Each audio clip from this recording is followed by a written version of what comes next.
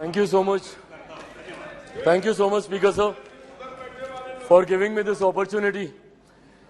Sir, इस सदन में आए अविश्वास प्रस्ताव के विरोध में अपनी बातों को रखने के लिए मैं अपनी पार्टी लोक जनशक्ति पार्टी रामविलास की तरफ से सर मैं खड़ा हुआ हूं। सर, इस सदन ने कई अविश्वास प्रस्ताव इससे पहले देखे, पर मुझे लगता है ये अपने में एक ऐसा अनोखा अविश्वास प्रस्ताव है जिसमें अविश्वास सरकार के प्रति कम बल्कि विश्वास बढ़ाना अपने इस नए गठबंधन के प्रति ज्यादा प्राथमिकता दी जा रही है। इन लोगों को इस बात को दर्शाना है कि किस तरीके से ये गठबंधन इनके साथ है, जिस गठबंधन को बनाने का ये लोग एक लंबे समय से ये लोग प्रयास कर रहे हैं। सर, ये अविश्वास प्रस्ताव पे चर्चा हो रही है। सर, यकीनन सरकार की उपलब्धियों को बताना भी जरूरी है, पर उससे पहले जिस उद्देश्य के साथ इस प्रस्ताव को यहां पर लाया गया है मणिपुर को लेकर, उस पर सर मैं जरूर अपनी बातों को यहां पर रखना चाहूंगा। सर, पिछले 3 दिन से बहस चल रही है और इन 3 दिनों में सर सिर्फ दोषारोपण ही किया गया है। सिर्फ यहां पर बातों को दोष लगा लगा कर बताया गया है, किसी ने भी यहां पर समाधान देने का प्रयास नहीं किया। सर, आरोप प्रत्यारोप की राजनीति में मणिपुर के लोग वहां बैठे सुनने का प्रयास कर रहे हैं कि हमारी बेहतरी के लिए आपने क्या किया।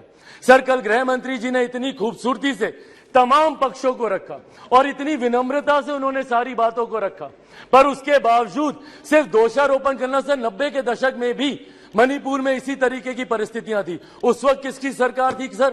क्या उस वक्त की सरकार ने मौजूदा सरकार को कोई इनपुट दिया? क्या उस वक्त के सरकार में बैठे लोगों ने कितनी बार इस सदन में चर्चा की?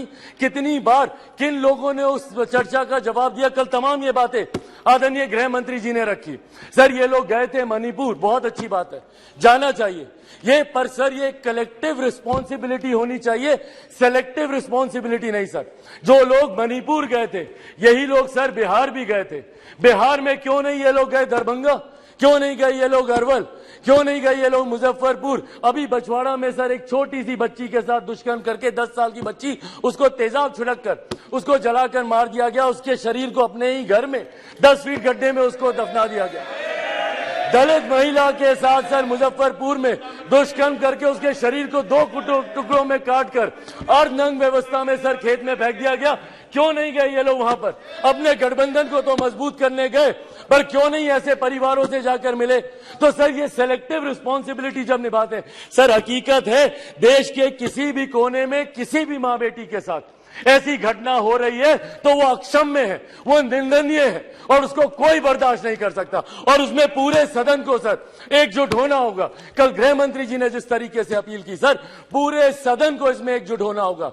इसमें आप आइसोलेट करके नहीं दे सकते कि जहां आपकी सरकार है वहां की घटनाओं को आप छुपाएंगे और जहां दूसरों की सरकार है वहां की घटनाओं को आप उठाएंगे। आपको चर्चा करनी होगी बंगाल पर, चर्चा करनी होगी आपको बिहार पर, चर्चा करनी होगी आपको राजस्थान पर, चर्चा करनी होगी आपको कर्नाटका पर।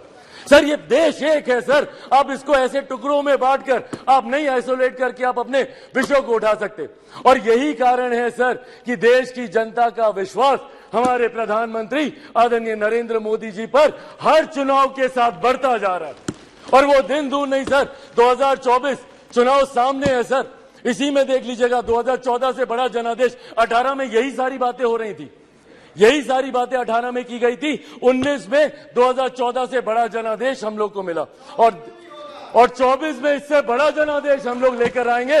मैं बिहारी हूं सर, बिहार से कम मैं विश्वास दिलाता हूं 40 की 40 सीटें हमारा एनडीए गठबंधन जीत कर आएगा, इसमें कहीं कोई शंका नहीं है। मैं जमुई का प्रतिनिधित्व करता हूं सर, मेरे नेता मेरे पिता आदरणीय रामविलास पासवान जी की कर्म भूमि हाजीपुर रही है सर। बिहार के हर एक जिले में घुमाऊं और वो मेरे विश्वास को बढ़ाता है। आज बिहार के युवा, देश भर के युवा सर देश को दुनिया की तीसरी सबसे बड़ी अर्थव्यवस्था बनते हुए देखना चाहते हैं। 2047 में हमारे देश को एक विकसित देश के तौर पर देखना चाहते हैं, और इस सपने को कोई पूरा कर सकता है तो वो सिर्फ और सिर्फ हमारे आज के प्रधानमंत्री आदरणीय नरेंद्र मोदी जी ही पूरा कर सकते हैं। इसीलिए सर मैं अपनी पार्टी की तरफ से जहां बिल्कुल हराएंगे नीतीश जी को वैसे भी बिहार की जनता नकार चुकी है। 2020 के परिणाम दिखाते हैं, तीसरे नंबर की पार्टी बन गए, आधे से ज्यादा प्रत्याशी उनके चुनाव हार गए। तो जिनको बिहार की जनता ने रिजेक्ट कर दिया, देश की जनता उनको कैसे अपनाएगी, ये बहुत बड़ा सपना दिन में ये देख रहे हैं। इसी के साथ सर, मैं इस सदन में आए इस अविश्वास प्रस्ताव के विरोध में अपनी बातों को रखते हुए लोक जनशक्ति पार्टी रामविलास पूर्ण समर्थन हमारी एनडीए की सरकार, हमारे मौजूदा प्रधानमंत्री आदरणीय नरेंद्र मोदी जी को देती है। बहुत बहुत धन्यवाद सर।